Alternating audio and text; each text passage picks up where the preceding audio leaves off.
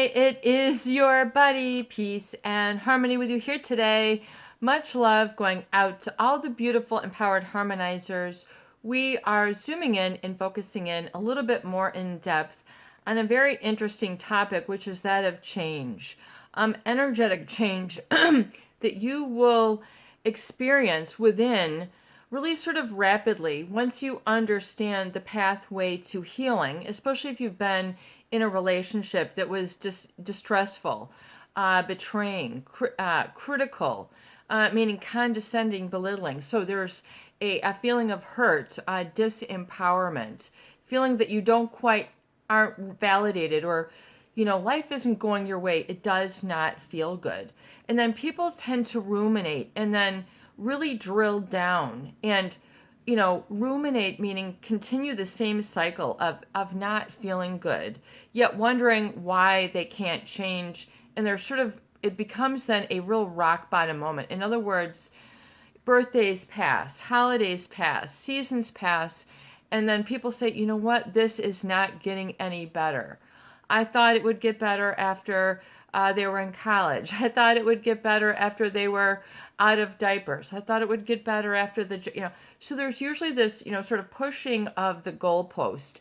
And then people don't realize sort of why they always have what they feel to be a hurdle in their life, otherwise known as blockages, impairment, impaired boundaries, sort of not getting the juice, the inspiration, living life with purpose or passion, or just what is known as happiness. And people kind of feel that, they're missing out. Especially like we talk about here on the channel, really the resulting mindset that occurs after you have experienced abuse, covert narcissistic or psychopathic abuse, sort of that whole slew of the cluster B that are the dramatic and the erratic, that can really create sort of life-changing, taking you in the wrong direction. So really that's where we want to find ourselves and then redirect. So I think it's a great Vera question that's like, how do you emerge from that chronic suffering, which is kind of like that wounded inner child, the wounded inner teenager, the wounded inner romantic, the wounded productive person, where, you can feel that you can exist with urgency and focus and be organized. And so this becomes a very mushy state, a very mucky state. And then oftentimes people don't get that urgency that, what, I've got to change. I'm 34 now, I'm 54 now, I'm 74, I'm 28, whatever it is, people will usually experience sort of, it ain't going really in the direction that I want or need. And I kind of feel like there's something more. And how do you get that empowerment, especially if you've been through relationships that were hurtful, that you were then exposed to, maybe some pathologies of personality types, where you were, a certain, patch of your life or your journey was really spent either with blur in the blur, not knowing what to do, not knowing what is right, not knowing what is best for you, going through sort of a lot of boomerang moments, regression. In other words, do I go back to the abuser, or is there life to change? And making that transition, that alchemy, can be very prolonged and difficult if you don't really sort of have a guidepost to sort of latch onto, almost like a pole when you're walking. People who cross country ski or these things, they'll have a pole, mark, and then they can they get their posture up, they're in self-belief, they're navigating and focused. And this also includes momentum towards what is rewarding and what is part of your focus. But sometimes that urgency really becomes overwhelming and it creates a fear state, which is not productive. So you need to learn to control and manage your state, especially those triggered like emotions. That's part of the limbic brain, that's and part of the sort of reptilian brain. And when you go through relationship hurts, oftentimes those are very deep-seated fear states that are rehearsed, rememorized, and rewarded. Meaning people live under this sort of judgment, this control that isn't fully on point for themselves. It's more about satisfying others' needs and working for an external locus of control or reward versus that internal environment where you're feeling better. You're feeling good. You're feeling energized. And it's not just an impulsive energized or an addiction energized where you're making wrong mistakes again. You're going through this sort of new normal. So, meaning the new normal, what is a new normal after you've been through these relationships? A new normal is a change of process, focus, and organization that you have as a value within. So, when we talk about all these changes, the new normal after this event, and we have a lot of different milestones, at least in the U.S. Here, and so like in the UK, a new normal might be what happens after Brexit, or and how did this sort of your current economy where you find yourself, what are the values? And so, but we're talking really, I would say about this one, especially with a lot going on right now in the economy and in health, is that there's I feel the new normal is really sort of getting that registration within, and dialing that back to really envelop what is known as neuroplasticity, or the ability to change your internal feeling state, your internal be state, how it feels to be you, how it feels to have relationships, how it feels to maybe get a new job or start a new hobby, or where does that sort of impetus, that igniting the fire, and then being able to manage it and couple it together with behaviors that are sourced and strong within. So there's a lot of changes that, no matter how old you are, really can take place. This is known as neuroplasticity. You can read the works of Dr. Bruce Lipton, different neuroscientists, Dr. Andrew Huberman, that understand this and sort of the all that inner workings, which is quite fascinating. So you can get into it as in depth as you want, but realizing that if you do have that urgency, in other words, I don't want this to be the same. I don't want to go through these ups and downs. I don't want a dramatic lifestyle, like, or too many ups and downs, so you might have experienced a lot of agitation and stress and ups and downs with previous relationships that were perhaps disempowering, not right for you.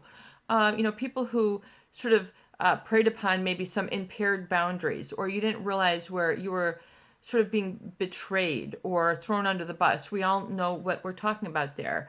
But, realizing that oftentimes because of impaired boundaries, you don't feel that you have the same energy, the same looking forward with happiness, confidence, and some steam and some juice. So realize that you then must go back to the drawing board and realizing then what is the outcome that you would like. What is your outcome, and then how do you measure it if you're getting there? And not being afraid to become very clear and rigorously honest with self about what that means. Maybe not the goals that were embedded or taught to you by another who did not have your best interest or your best needs in the spotlight. So they weren't given the spotlight where you needed the spotlight. You weren't given sort of the opportunity to fulfill that in a positive direction and then experience that. So this can occur for people at all different ages and stages of their life. So you, in my viewpoint, part of change is realizing, that urgency and being able to have courage enough to be decisive and saying, even if it requires me being alone, I no longer want to be subjected to such and such abuse or such and such treatment. Making that decision and knowing what your goal outcome is, to become familiar with that, and not, you might have some fear, especially in the beginning of a year such as we have now. In other words, what do you want? Not what does society want for you, because society might tell you, you have to be a doctor, a lawyer, or an Indian chief, and those goals you didn't really fit in to those. So looking within as a self-initiated goal, What would you like to move closer to? And then being able to manage and monitor, and then being able to check the results and the progress of such. So, in other words, knowing what that is. So, a lot of people have a lot of fear defining that because maybe they don't like to be alone. They haven't had this autonomy in a while. They don't have the self-trust. They haven't developed the courage. And so oftentimes this can be a very difficult spot, this new normal, this sort of what do I get energized by? Because oftentimes this state of growth can be kind of threatening for people who have been in abusive relationships. In other words, it didn't work out before. This is kind of a new run for me. This is a virgin voyage. Is kind of what like life feels like after you've been really traumatized or hurt by a life-changing relationship that can involve really some sore feelings from a malignant narcissist or a psychopath. And really, there's a great quote by Shakti Gawain in this brush dance, The Art of Mindful Living. This book that I have for myself, and they've got these are you can get these on Amazon. And there's a couple great quotes that I just wanted to share, which really sort of illuminates this and what does sort of getting to your direction feel like, and then not becoming too impulsive or hurt or rash by your really sort of empowered states. People coming from abuse can find this energy very threatening. So how do you bring it to a self level? How do you get it so you're feeling like it's a new normal for you and it's a feel good? So realizing that even that feel good state might put people into a state of alarm. Last time I felt this good, I got in trouble. I was in a relationship with someone. It did not work. In fact, I lost my house. I lost my job. I lost the keys to the car, whatever it is. You have some trauma. There's a lot of people who have a lot of very trauma-induced states here that aren't very illuminating. They were sort of heavy. And like the state here by Shakti Gawain, so knowing what your path of best option and opportunity is, and how do you measure if you're getting there? Shakti Gawain in this book, she says, the more light you allow within you, the brighter your world will be. So that light, that energy, that sort of buoyancy that we talked about in previous videos, that English professor asked me in college, he wanted me to discuss the buoyancy and what does it mean in this writing, from the 1800s. And so buoyancy, when we talk about healing, buoyancy is your ability to be resilient, to be joyous, and to maybe go through some little ups and downs, but it's not demarked like you're on a whitewater life tube, adventure, where you're bouncing off of rocks. You just almost hit your head, then you bottomed out, your flotation device almost got punctured. For what phase of your life was the thrill, the exhilaration, demarcative of the energy of your life, and that is no longer perhaps appropriate for you now. The fear, sort of what has feeling good has not been part of the menu for you for some time, at least as it relates to your day-to-day, or maybe sort of facing what has gone on in the past, working through it, and then being able to understand it and then let it go, can be part of the new normal. And like Oscar Wilde also said, I did a lot of reading of Oscar Wilde. I thought he was a very fascinating English writer, and he talks about Oscar Wilde, as well as Ralph Waldo Emerson, were some like great writers in my mind. But Oscar Wilde, the aim of life is self-development, to realize one natures perfectly. That is what each of us is here for. So in other words, that opening up, that sort of on the life where you feel good, and so is it okay to feel good in the new reset? A lot of people have gotten very used to feeling bad, feeling insecure, isolated, and to the point where, hey, if no one's going to throw me under the bus, I'll throw myself under the bus. A lot of people have internalized really a lot of negative patterns because they were really set up in abusive relationship patterns. And so you really have to have the courage to sit down and then look at these patterns, and being able to then also know where you want to go and have that urgency, but also be able to sleep on it, dream on it, meditate on it, because part of the goal of neuroplasticity is getting that acetylcholine, that all those sort of neurochemicals going, and then the feel good chemicals combined. So getting sort of that healing, growth, I am feeling okay state. And maybe you haven't felt that for some time. You haven't broken through the barriers. In other words, part of your urgency might be to go out and be with a new group of people, to make a friend or two, to have a support system, to be able to go and expand your interests, maybe where you haven't sort of opened up that reservoir. And it can feel very overwhelming. A lot of social anxiety can be oftentimes shame inducing. And so people never are afraid. So you have to be willing to look at where those holdback blocks are, and then being able to release them gently and to realize, what is the outcome that you are after, and this time make it genuine. Where is it appropriate for you in your life right now?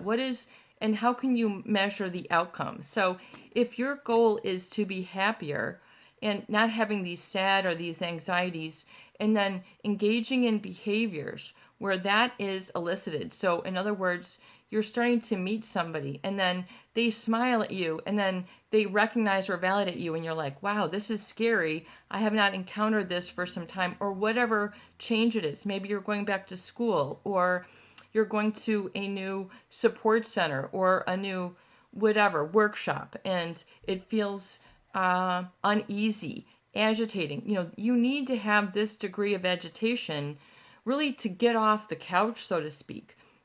So some of it might not feel good, but that's really just the impetus. That is really what the spark is feeling like, I would say, for a lot of people, where the steel hit, the steel hits the flint, or whatever that statement is, where the rubber hits the road, where you get that spark, that's inspiration. And to me, that's a real divine aspect of human nature, is that of inspiration. And is it taking you in the right direction? And what does the right direction even look like, feel like, smell like, taste like for you? So getting back to the drawing board, you might not know how to articulate or design or even be comfortable or even know that. So you have to then be able to test, are you getting closer to your outcome? In other words, what is your goal? To be a better cook. And so what does the fridge look like? What do your cabinets look like? Or to have more fun and more, social engagement. So then what does your calendar look like? How do you look like? How do you feel? And it shouldn't be all sorts of pressure to impress others. It should be derived and designed within, so that you don't have all these sort of distractions.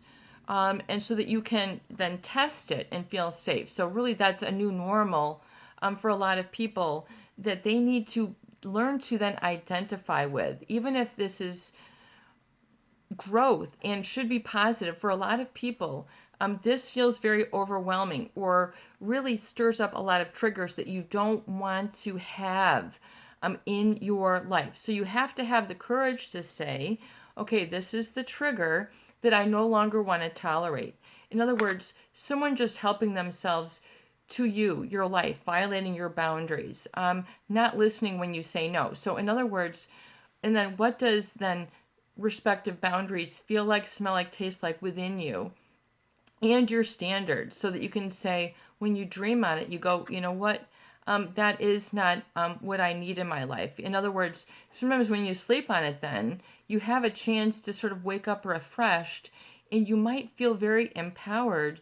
And then your behaviors then are in alignment with that. And then catching that and then reinforcing and rewarding that positive, which is your dopamine, being able to shape and manage your behaviors and your feel-good state, and to increase those. So there's a lot of this sort of delicacy, if you will, towards, so what is the outcome? And then this might be in a day, what do you want from the hour, the day, the month, or other bigger global gestalt things that you want for yourself, like the big picture. Like, I want to be able to travel or really be focused in a hobby. So you have to realize that dopamine is then that focus that you then develop a very keen focus for that which is what you are going after. So you might want to start an Etsy shop, and then, or something like that. You might want to, and then so taking steps in that direction.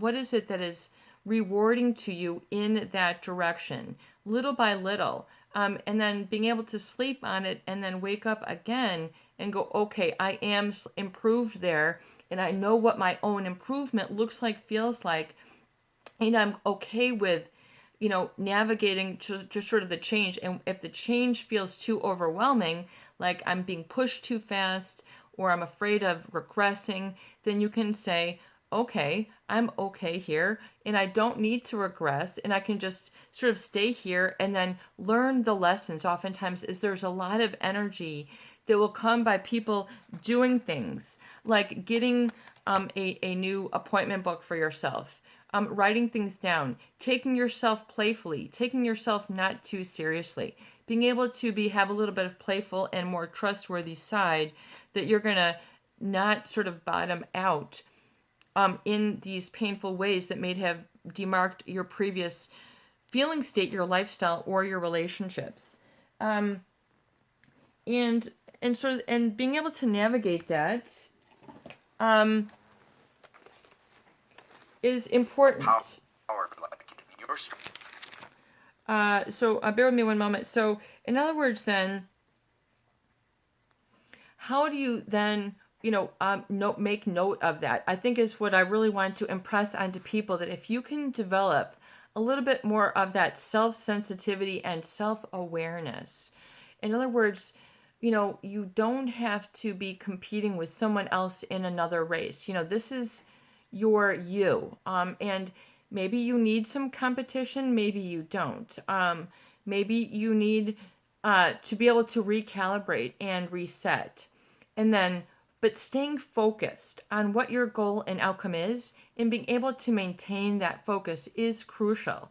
In other words, even if you need to rest, you've gone after it, maybe for 10 minutes, you've gone after it for some time, then, are you able to then rest on it and then not be fearful? In other words, give yourself the validation.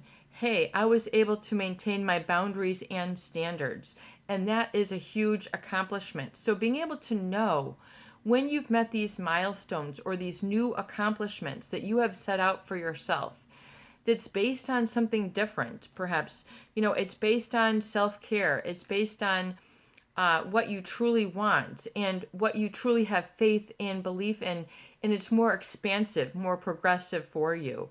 And it's so a lot of people can feel a surge of positivity and then oftentimes be very alarmed. So you have to realize that you can handle the success. And if success before was fearful or threatening, or you weren't able to own it, realize then, okay, wow, it's important for me to be sensitive. And that when I am growing or I'm getting productive or that positive, why did I shriek away, or did I, fall back in and become part of the previous pattern?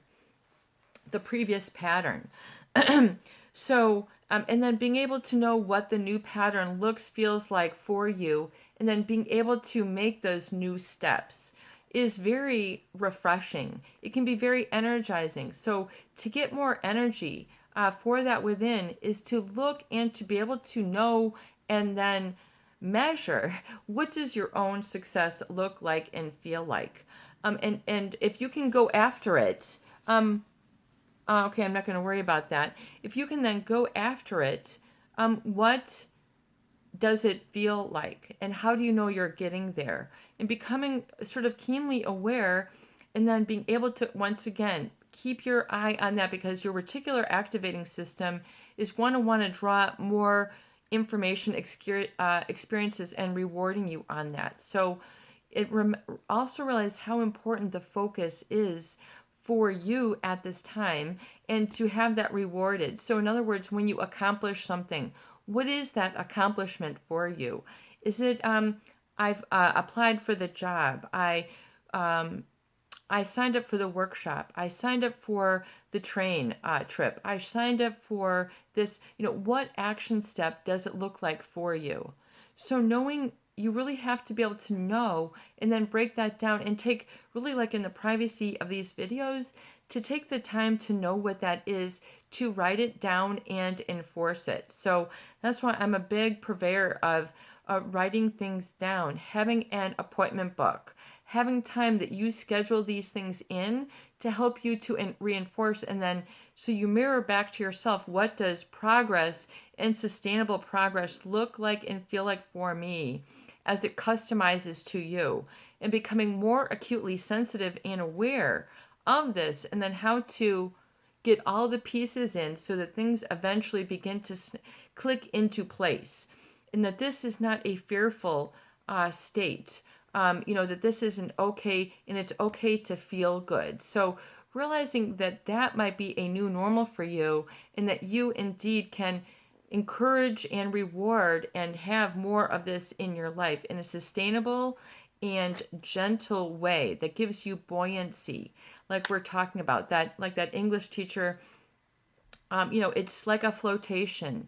In other words, you don't get into the plunge, and you don't get into the big skyrocket. You're able to be buoyant, and are you okay? And how does this feel? And then how much, buoyancy, in other words, how much success can you handle? And then learn those new standards within yourself. This is your buddy, Peace and Harmony, with you here today. I hope that these videos do help. Please share, please subscribe, and for goodness sake, please donate for more great tools, videos, discussion, and support. Peace and strength in, peace and strength without. Have a beautiful day.